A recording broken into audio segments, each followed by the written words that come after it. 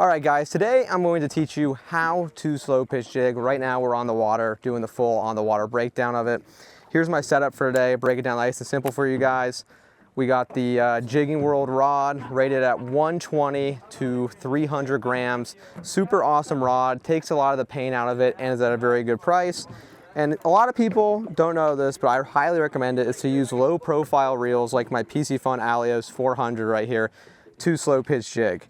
And when it comes to the jig, so this one's rated from 120 to 300 grams. So we have a 120 Nomad jig shaped like that. And I also will go through the tridents and the other jigs and everything you need to know. Super simple setup, guys. We got 50-pound braid, and right now we're in 220 feet. So I'm running 60-pound mono leader for shock absorption, so no hook pulls.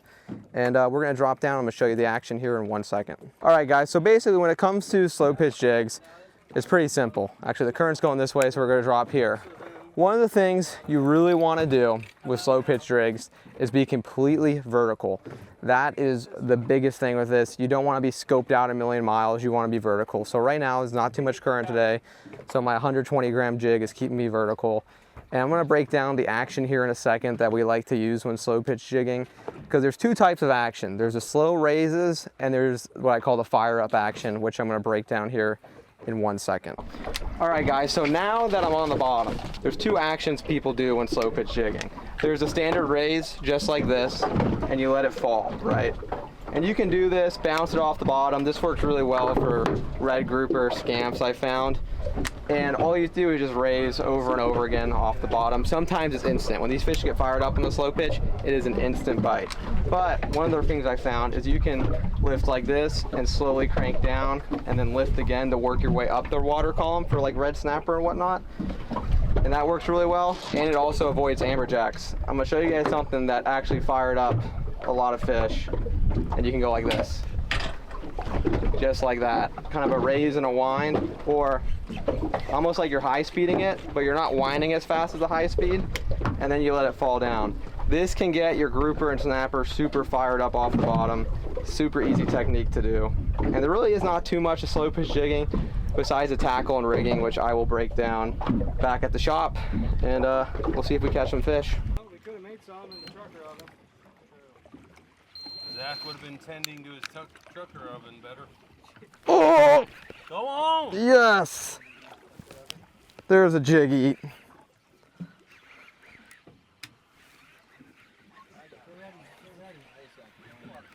I just got smacked on the jig. Oh, big old scampy.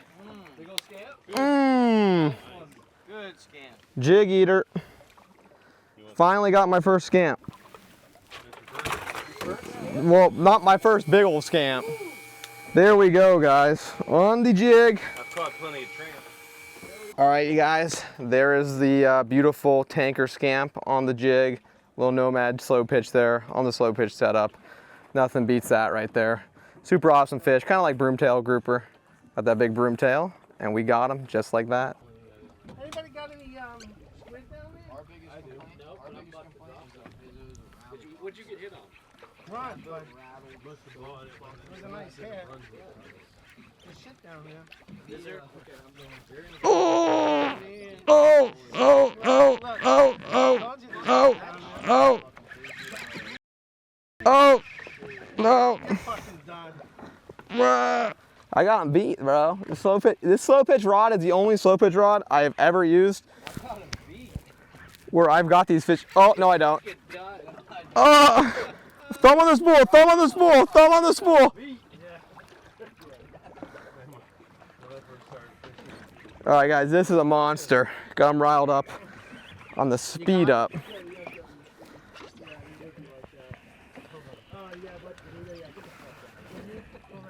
Oh, but one of the things I can tell you with slow pitch jigging, guys, this is how I crank right here.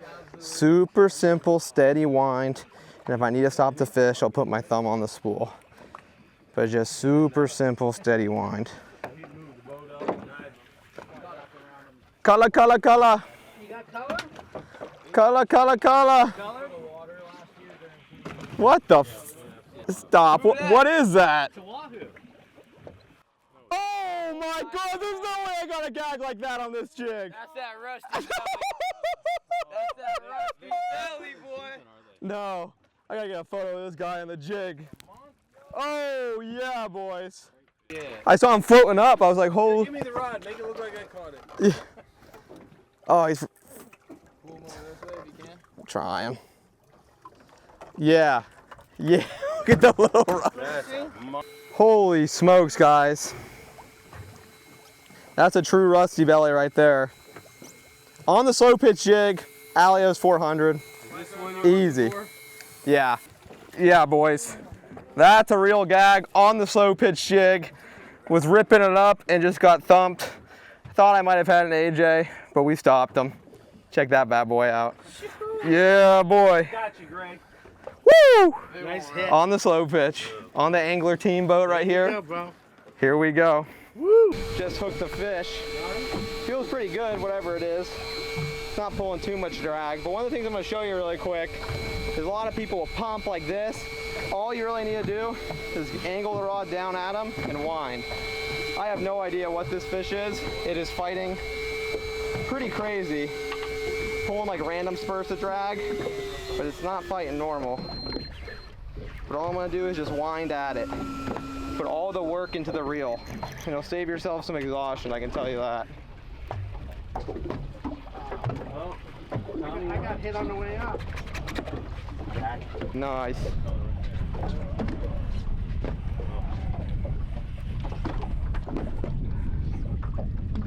Blowing out air. Oh, something just grabbed him. Oh, he just got taxed.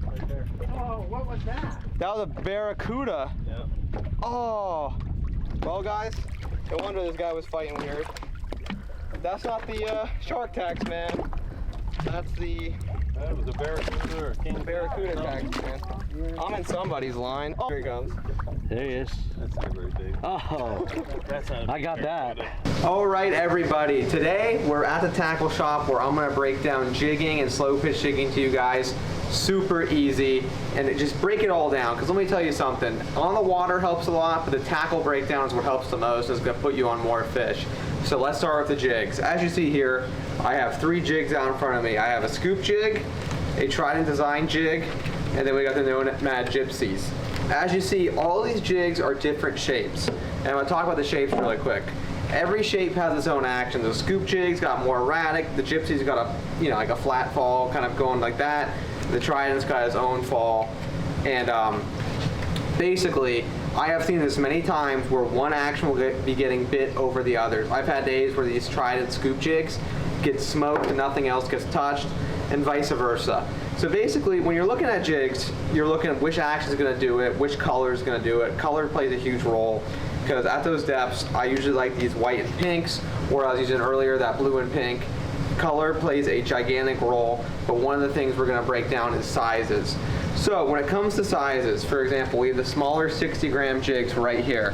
So I'm going to break down what it means to use a 60-gram jig. So basically, when it comes to using a 60-gram jig, I'm using 30-pound leader. Some of you guys may be like, why on earth are you doing that? Well, it's not going to swim good with heavier leader. When it comes to using the bigger jigs, like in this video, catching the big fish, I'm running 60 to 50-pound leader. Why? Obviously because the fish are bigger, but you have to be using these bigger 120 to 200-gram jigs to get them to swim right. Because that light line is going to help these smaller jigs swim good. Another rigging tip I will give you guys, because I have seen these ropes on these jigs fail way too many times, guys. They fail, they go bad, and that is why my sponsor, Florida Tackle Supply, came out with these assist hooks, right?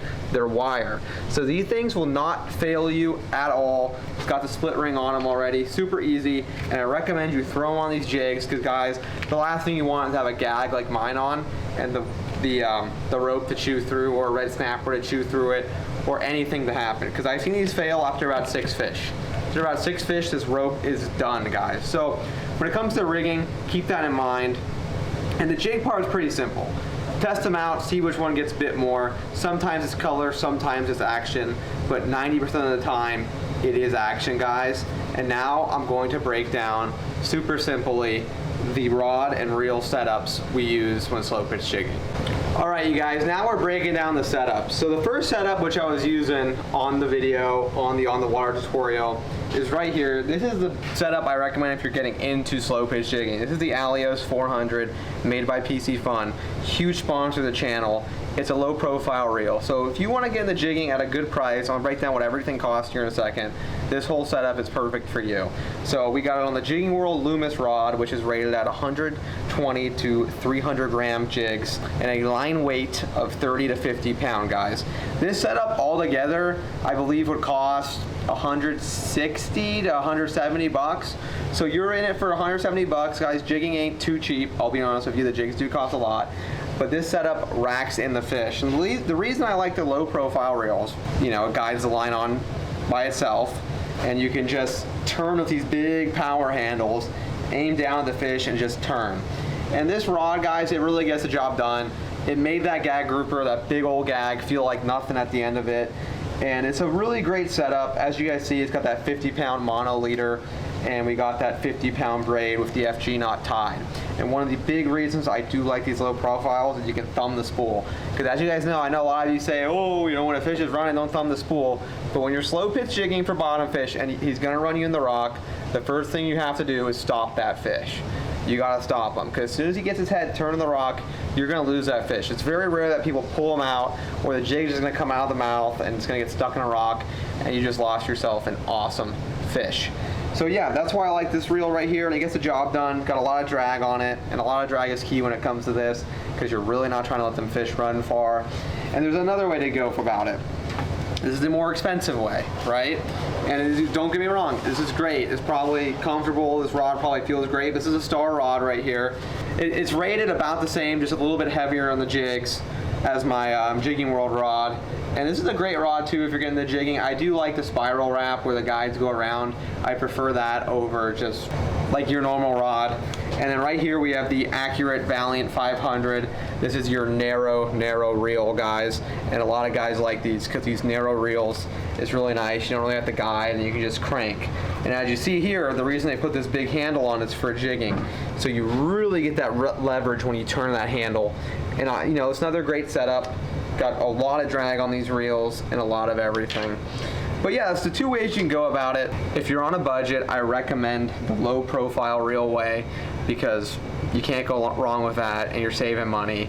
But let me know what you guys think in the comments, because slow pitch jigging, I believe, is the true future to artificial fishing offshore, because as you guys saw, it catches so many quality fish.